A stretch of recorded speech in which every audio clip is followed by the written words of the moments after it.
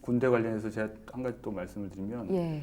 이게 이제 삼성개헌이라는 얘기는 결국 영구 집권으로 이제 가는 건데 그렇죠. 영구 집권을 가는 데에 핵심 수단을 뭘로 봤냐면 이제 군대로 본 거죠. 그러니까 본인이 군인 출신이기 때문에도 군 조직의 효율성을 굉장히 신뢰하고 있고 당시로 보면 가장 효율적으로 잘 조직된 집단이 군대인 것도 사실이고 예. 그러니까 자기의 관념 오늘날은 이제 군대가 선진적인 조직이라고 아무도 생각하지 않죠. 오늘날은 기업이 오히려 더 뭐 훨씬 더 발전해 있다고 할 수도 있을 텐데 근데 당시로서는 군대만큼 잘 훈련되고 조직된 기관이 없었어요. 그러니까 그 모델을 전 사회에 퍼뜨리려고 하는 거죠. 그렇게 하면 자기가 결국 군대에서 가장 높은 지휘관이듯이 사회 전체의 지휘관이 되고 영원히 이제 이 대한민국을 집권할 수 있다고 하는 구상을 가지게 되는 건데 네.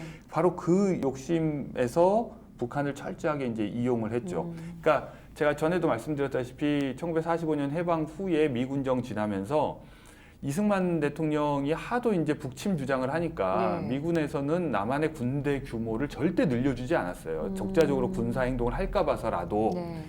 그런데 결국은 6.25가 터졌고 그렇게 해서 이제 징집이 시작이 되죠.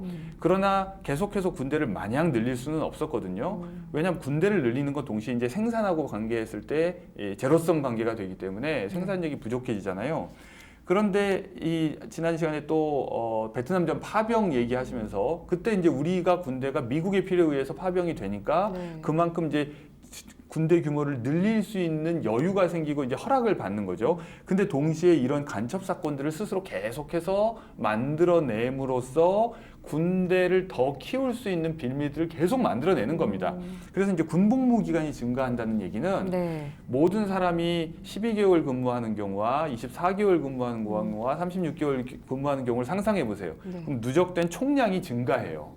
어쨌든 군 현재 복무하고 있는 사람의 수가 늘어나는 효과가 나타납니다. 그런데 어떤 기간에는 군인 예. 수가 굉장히 그러니까 많을 이 테니까요. 개월 수가 네. 되게 중요한 의미예요. 그래서 지금 문재인 정부 집권 이후에 군 이 현역 병사 복무 기간을 계속 줄이고 있잖아요. 네. 그러니까 이제 군부대 입장에서 이제 계속해서 난리를 치는 게 개개인의 입장에서는 복무 기간 단축을 의미하지만 집단 병력의 전체로 보면 축소되는 병력의 거네요. 축소를 의미하는 네. 거예요. 그러니까 이게 본복무 기간 증가는 동시에 병력의 증가를 의미하는데 더 나아가서 네. 예비군을 창설을 했다는 건 굉장히 중요합니다. 사실 네. 전쟁에서 제일 중요한 건 예비군입니다. 왜냐하면 현역 복무라는 것은 훈련을 받는 것이지 네. 훈련을 거쳐야 이제 싸울 수 있는 사람이 되는 거잖아요. 그러니까 이제 군에서도 맨날 이제 복무기간 관련해서 논란이 되면 군대 입장은 뭐냐면 1년 훈련해가지고는 택도 없다. 네. 2년은 훈련해야 된다. 그래야 이제 써먹을 수 있다. 뭐 이런 얘기 하잖아요. 네. 그러면서 요즘 전쟁이 뭐 첨단전이 되고 뭐 현대 무기가 발달해서 그 숙련되려면 2년 이상은 복무를 해야 좀 비로소 써먹을 수 있는 정도가 된다. 이런 얘기를 하잖아요. 네. 그러면 이제 군대 안 가고 싶은 사람들은 차라리 전문 병사제를 도입하자거나 모병제를 하자거나 뭐 이런 얘기를 하는데 그러니까 사실 군대에서 제일 중요한 건 리저브암입니다. 예비군. 그러니까 예비군은 일종의 저장소예요. 예, 이미 저기서 훈련이 물을 돼 있는 상태니까. 끓이면 아이고. 네. 마이크 착용.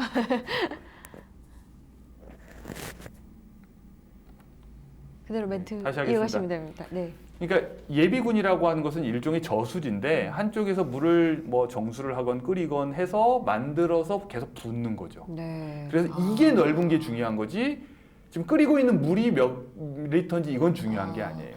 정말 현역보다 그럼 예비군이 진짜 중요한 역할을 그렇죠. 하는 그러니까 거네요. 이건 누적되는 네. 거니까요. 말씀하신 것처럼 이제 일정한 나이가 지나면 40세가 지나면 이제 민방위로 민방위로 가고. 이제 네. 빠져서 어쨌든 이 저수지의 일정한 용량을 계속 모아두는 거죠. 그래야 나중에 가뭄이 들었을 때 이 물을 풀어가지고 쓰잖아요. 그러니까 전쟁이 날 때를 대비해서 끊임없이 새로 훈련을 시킨 다음에 여기다가 집어넣는 거예요.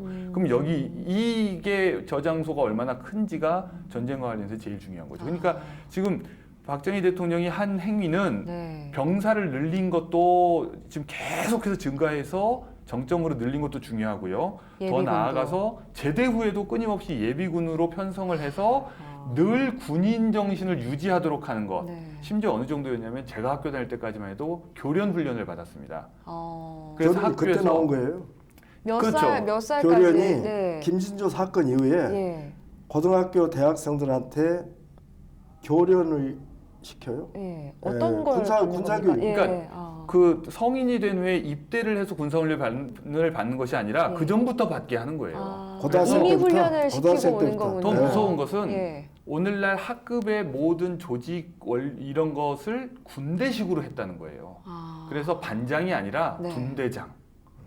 이런 식인 교실에 거예요. 분대장이 학생회장이 있었다는 아니라 거예요? 예. 뭐 연대장. 이런 식으로 명칭을 붙였고 심지어 네. 대학에서도 80년대 초반까지 교련 훈련이 있어서 대학의 학생회장이 아니라 대학의 연대장 이런 게 있는 거예요. 전혀 몰랐어요. 그래서 80년대 개념국가 만든 거예요. 대학생들이 네. 계속했던 투쟁이 뭐냐면 학생회 부활 투쟁이에요. 학생의 부활 투쟁. 학생회가 없어지고 학생회 자체를 군대식으로 운영을 한 겁니다.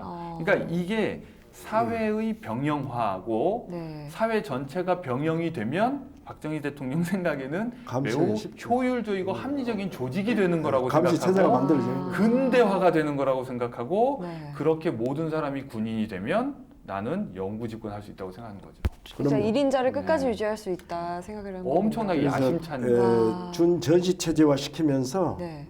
나라 사회 전체의 병영 국가화.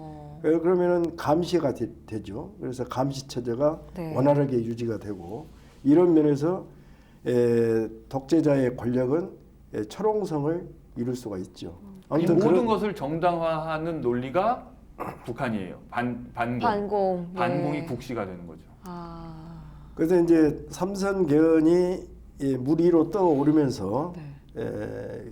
이 삼선 개헌 반대 투쟁으로 처음으로 신민당 당시 신민당이 야당이죠. 예. 신민당하고 제야 단체가 굉장히 그 단결력을 갖게 됩니다. 네. 범투위를 이제 또 꾸려가지고 나서니까. 그래가지고 그 신민당과 제야 세력이 삼선개헌 반대 그 국민투쟁위원회를 구성하면서 네. 거기에 가장 주목받는 분이 김대중 대통령이 돼요. 아, 김대중 대통령이. 그 당시 삼선개헌 반대에는 김재준 목사님이라든지 한신대학교를 창립하신 분이죠. 아, 그분이 위원장을 예, 맡으셨고. 김재준 예. 목사님이라든지 함석헌 선생님이라든지 이런 참 훌륭한 지도자들이 네. 그 당시 제야 세력의 대표성을 갖고 계셨는데 이분들하고 신민당하고 이렇게 연대 투쟁을 벌이면서 네. 거기에 이제 김대중 대통령이 간사 역할을 신민당에서 맡습니다. 네. 아. 그래서 그분들하고 늘 소통하고 그분들의 여러 가지 그 지도력을 함께 하죠. 거기서 김대중 대통령이 그러한 연장선에서 네. 1969년 7월 19일에 네. 효창 운동장에서 예. 삼선개헌은 국책의 변혁이다라는 명연설을 하시게 유명하죠. 돼요. 예. 그건 뭐 하도 유명한 연설문이라 어느 정도 다 기억을 하고 계실 거예요.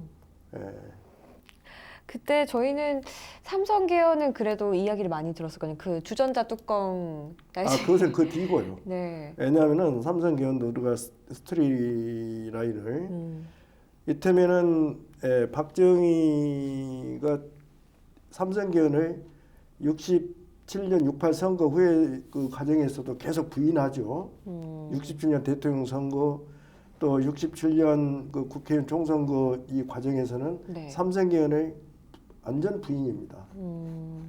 철저하게 부인을 하다가 이제 69년, 68년도부터 그런 작업을 쭉 진행해가지고 69년도에는 삼성개헌을 하겠다는 것을 네. 표면으로 드러냅니다.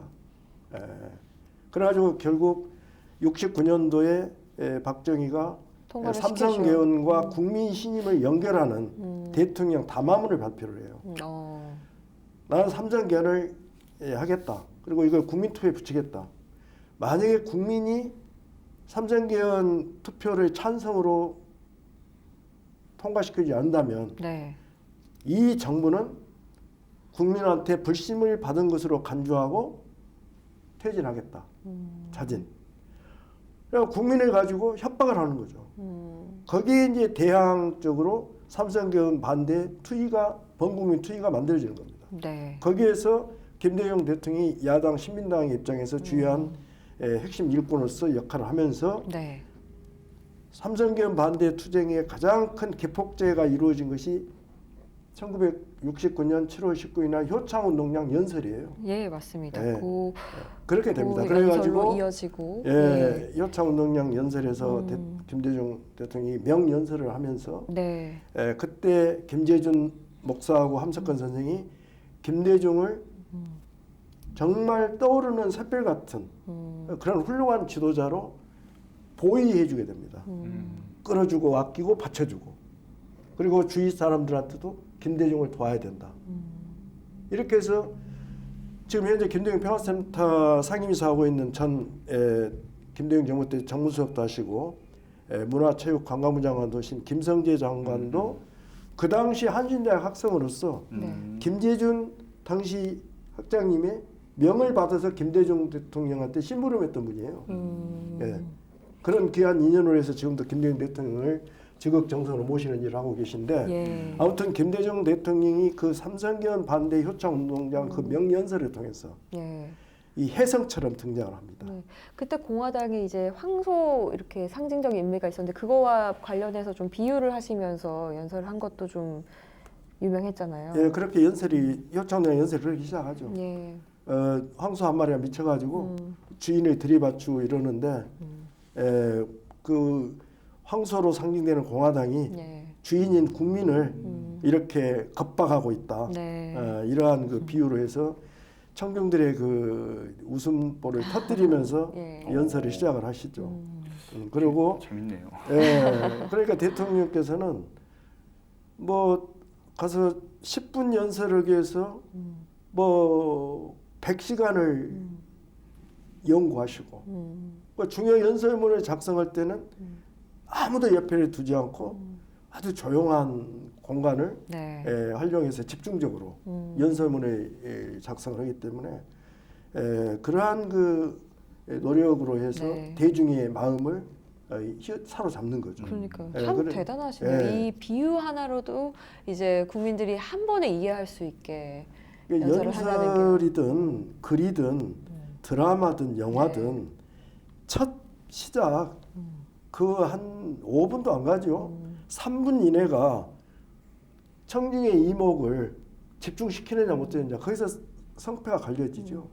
지금 든 생각인데 광고를 하셔도 엄청 잘하셨을 것 같아요. 아, 카피 뭔들 못하셨겠어요. 아니 그 예트로 연설문에 네. 삼성계는 국채의 변혁이다 이것도 김대중 카피예요. 그러니까요. 예. 카피라이터로서도 이름을 떠셨을 그리고 것 뭐 같아요. 개발 독재에서 이제는 대중어 시대로 이것도 다 김대중 카피입니다.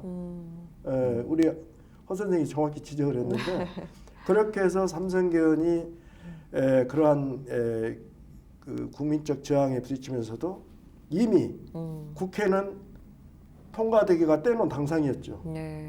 3분의 2 이상을 점유하고 있었으니까 국회 의석수에서. 네. 그렇게 해서 국회 제3별관에서 말하자면은 주연자 뚜껑으로 네. 망치를 삼아서 유명하죠. 결직 통과를 하죠. 예. 예. 새벽 2시에 그럼요. 빠르게 예. 통과된 상황이었는데 그러니까 우리가 이제 앞에서 서울에 보면 영화 얘기를 했었는데 예. 거기서도 보면 사실 중간 중간에 막을 수 있는 기회가 참 여러 번 있었다 뭐 이런 생각이 들거든요. 그 말은 그 중간 중간에 사람들의 선택이 결국 그런 결과로 이어지게 되는 건데 네. 이것도 결국 이제 개헌안을 만들어야 어쨌든 뭐 개헌도 하는 건데. 이 개헌안을 만들어서 의회에서 통과를 시켜버리는 거죠. 그러니까 그것도 이제 물론 이 추진하는 박정희 대통령 입장에서는 주도 면밀하게 이제 의회 구성을 다 이제 하고 심지어 신민당 의원들도 이제 구워 삼고 뭐 이렇게 막 이렇게 지지를 최대한 확보를 안전하게 해놓고 보면 꼼꼼한 양반이에요. 그러니까 그러니까요. 이걸 그러니까 무모하게 안 될 것 같은데. 네.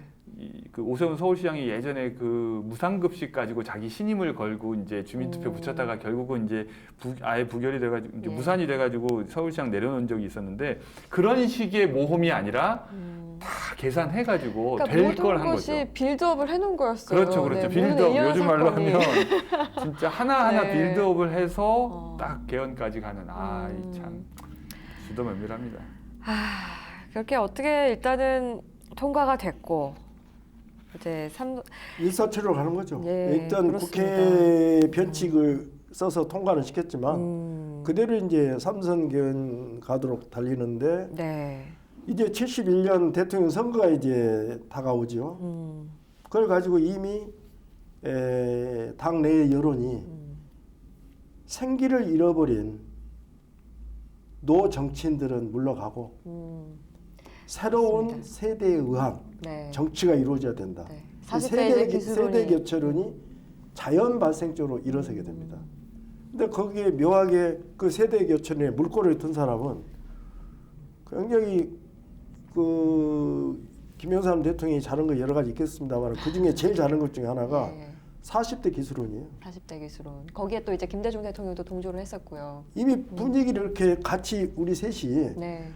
마음적으로는 같이 갖고 있었는데 먼저 딱 차고 나간 사람, 치고 나간 사람이 아. 김영삼 씨였죠. 그 40대 기술을 먼저 딱 터뜨려 가는 거예요. 좋다. 가자. 이렇게 된 그가 거죠. 축구 선수 안 했습니까? 경남중학교 다닐 때. 누가요? 김영삼 김영삼 대통령. 대통령이 축구 선수였어요? 경남중학교.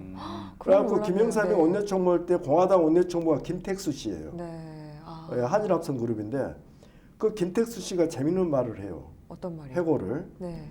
김영삼이 저 친구는 경남중학교 다닐 때 축구만 했다. 볼만 차고 다녔다. 아.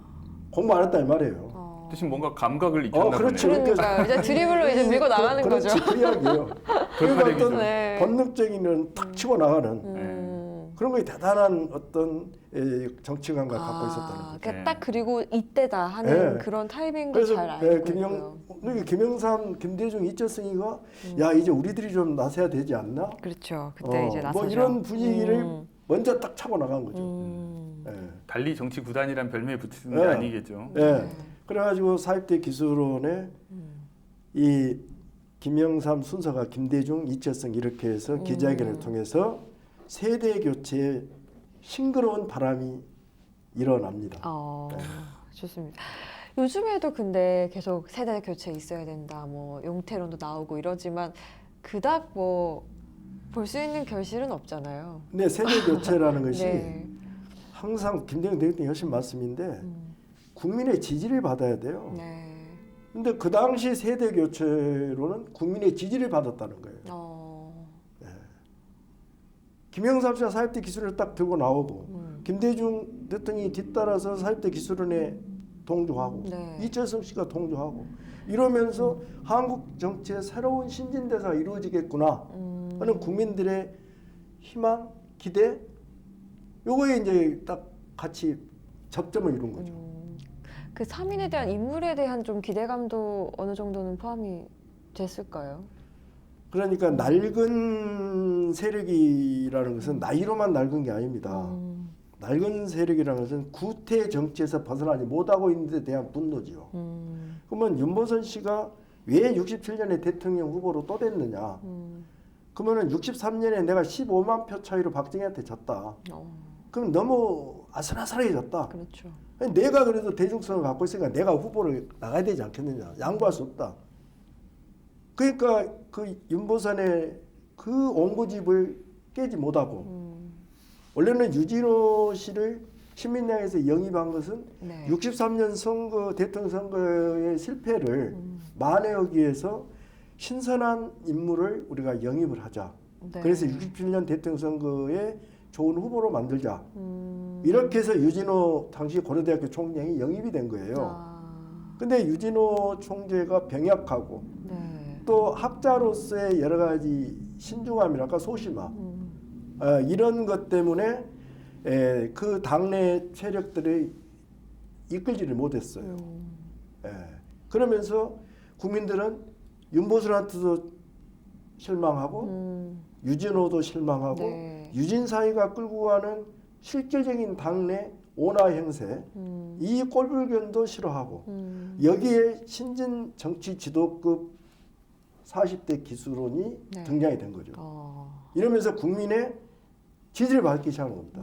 열렬한 반응이 나와요. 네. 예. 그렇게 해서 이제 김대중 대통령은 1971년 대통령 선거 후보로 나가기 위한 네. 조직 정비 작업을 합니다. 그래서 1970년 9월 29일 날 있게 되는 제7대 신민당 대통령 후보 지명대회를 준비를 해요. 그럼 자기는 당내에서 비주류예요.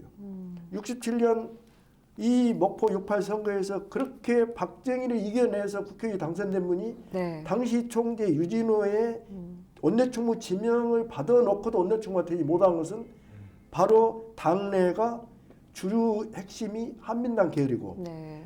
김대중 대통령은 장면 노선의 민주당 신파의 비주류 세력이란 말이에요. 이 비주류로서는 중앙당을 움직이기보다는 지방 조직을 강화해서 확대해서 내가 이 기반을 제대로 조성을 해야 되겠다. 네. 이런 면에서 지방으로 많이 돌아다니죠.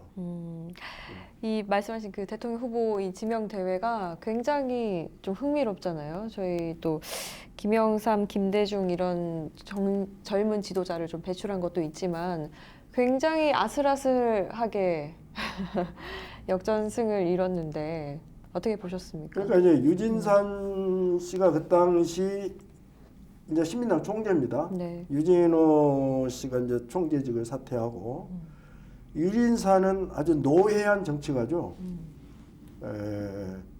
그리고 지금은 충청남도 금산인데 네. 원래 60년대까지는 전라북도 금산이에요.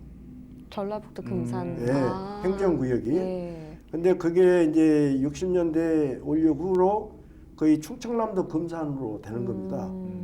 그러니까 전라도죠. 아, 금산이 원래는 전라도였군요. 전라북도 예. 금산입니다. 근데 왜 이런 이야기를 하게 되냐면은 한민당의 뿌리가 전라도예요. 전라도 지주층에 기반하고 그렇죠. 있습니다. 지주계층에. 네. 그러니까 유진산도 전라북도 금산이기 때문에 한민당의 그 기반 위에서 정치를 하는 한 사람이에요. 유진산 씨가. 네. 유신산. 예. 그리고 그 당시는 지역으로 문제를 삼는 게 아니라 자기 파로 합니다. 그러니까 한민당의 정치적 기반을 갖고 있는 세력이 민주당 구파인데 여기에 김영삼 씨는 바로 한민당 세력의 기반을 두고 있는 민주당 구파의 40대 지도자죠. 네, 루키. 지도자. 예. 예. 그래서 이제 루키. 그리고 이제 이철성 씨는 유진산 씨와 함께 일찍이 여러 활동을 해요.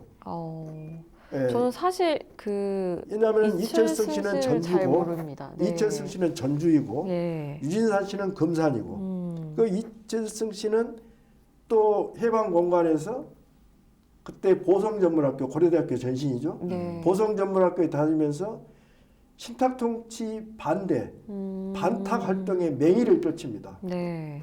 그러면서 자연스럽게 한민당하고 결합이 돼요. 아. 그러니까 유진산하고 이철성은 동양이라는 거, 그렇죠. 그다음에 또 이념적 스펙트럼에 같다는 거, 이런 면에서 형 동생으로 지내죠. 네. 이런 속에서 유진산 총재가 꽃놀이패를 합니다. 좋다, 너희들 사입대 기수 환영한다. 어차피 다 우리 개파니까. 그러나 총재인 내가 후보를 지명하자. 내 점지를 받아라. 그냥 너희들끼리 이렇게 경선하지 말고 너희 셋 중에 내가 하나를 지명할 수 있게끔 이렇게 하면 너 사입대 기수 3명 중에서 한 사람을 대통령으로 만들겠다. 네. 근데 거기에 김영삼하고 이재성은 오케이 했습니다. 다 자기가 될 거라고 생각했겠죠. 네. 네. 예, 그 찐뽑기가 네, 내가 더 친할 거다. 내가 아마 확실히 뽑을 거야. 우리 아재가 네. 날 좋아해. 그런데 김대중 대통령은 당연히 거부를 하죠. 후보라는 것은 그렇게 위에서 해서는 안 누가 된다. 내려서 주는 것이 아니다. 당원 동지들의 뜻에 의해서 후보가 결정돼야 된다. 명분이 있네. 예, 그래서 나는 경선을 요구한다. 왜 이제 김영삼과 이철성은 이 유진산의 뜻에 따르기로 했으니까 네. 거기서 이제 또 의견 차이가 유진산은 꽃놀이패를 나니까. 갔죠. 이철성은 당연히 오랜 인연에 켜켜이 쌓였기 때문에 네. 켜켜이 쌓인 오랜 인연에 기댔고 학연 지연에 기대고요. 아니 학연은 아니고 지연. 학연, 네. 지연하고 이념적인 스펙트럼이 네. 동일하니까. 왜 김영삼은 전 양반이 나를 열렬히 지지하는 같은 기반이고 또 나를 원내총무로까지 이렇게 지명해주고 나도 저분한테 잘하고 있는데 뭐 당연히 나를 하겠죠 하고 편하게 김영삼은 기댄 거예요. 서로 믿는 구석이 있었네요. 아, 그리고 예. 그 뭐 잘못은 아니죠. 네. 왜 그럴 법도 하죠. 예, 예. 왜 김영삼은 낙관을 했죠. 내가 후보가 될 거야. 그리고 거의 놀고 있는 거예요. 당시 유력하기도 했었고요. 예. 예. 근데 이제 김대중은 전국을 샅샅이 지방을 훑고 다닌 거죠. 지방의 당원 동지들, 대의원 표거든요. 대의원들을 접촉하고 그들과의 공감하고 그들과의 여러 가지를 또 공유하면서 소통을 철저히 이렇게 이루어내는 거죠. 정도의 길을 예. 가셨군요. 그렇게 해가지고 이제 1970년 9월 좀 전에 이재성 씨가 이제 말하자면은 딱 배제가 되죠. 예, 김영삼을 지명을 합니다. 유산 총재가. 네, 1차 투표 아니, 투표 전에 투표 전에. 지명해서 예. 너 둘 중에 내가 둘 중에는 지명하겠다. 내가 할게. 그러니까 좋다 하가 줬어요. 네. 예, 신탁을 했어. 어, 근데 이재성이는 거기서 분노가 되죠. 그렇죠. 삐치죠. 그렇죠. 예. 형이 나한테 그럴 수가 있냐 말이야. 어, 김영삼 씨는 이제 유진사 총재 지명 봤으니까 나는 이제 딱 그대로 간다. 되겠구나. 예. 그런데 김대중 이 후보는 가장 중요한 것이 그때 이미 피케팅 미국의 민주당 전당대회를 그대로 가져왔어요. 아, 당시에. 예. 그래가지고 그 지명대가 열리는 네. 시민회관에서 서울 시민회관에서 이 노정객 정일영 그 국회의원 정일영 박사가 피켓팅을 하면서 네. 김대중 띠를 두르고 사람들이 네. 그야말로 오. 아주 선진적인 아주 또 어떤 정치의 문화를 입히는 그 전까진 이런 게 그게 없었죠. 없었어요. 처음으로 그게 등장이 된 거예요. 피켓팅이. 예. 예.